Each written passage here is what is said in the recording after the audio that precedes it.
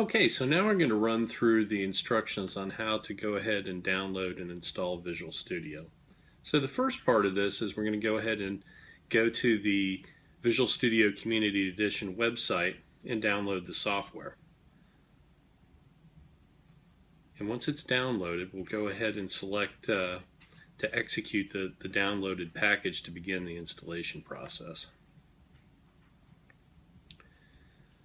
So the download is now completed, and I'm selecting to execute the download package, which is VS Community in this case. So I'm going to go ahead and execute that, and right away Windows will then ask if I want to go ahead and execute that with a typical security warning for downloaded files.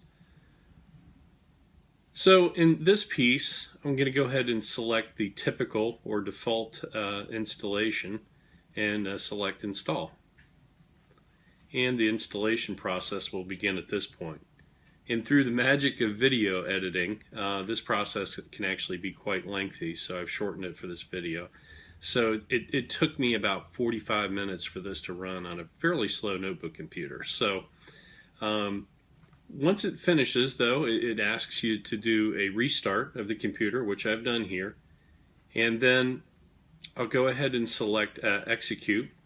We'll find Visual Studio on the program menu. And when you first bring it up, it asks you if you want to sign into Visual Studio online. I'll say not now. And the very first time you start Visual Studio, it'll ask you what settings you'd like to use.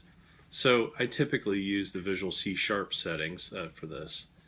And we'll go ahead and start Visual Studio. Now, one thing that I did speed up through that process as well is you will see Visual Studio saying it'll take some time to set up for the first time you start it up. It took a couple of minutes on my computer, which is a fairly slow computer. So I recommend you try to get as fast a machine as you can for this process and try to work it out for the install. But you can run it on a little bit slower computer. You just need to be patient through the process. So that's it really for installing Visual Studio. In the next lesson, we'll look at writing a simple program after we've downloaded and installed the package. Thank you.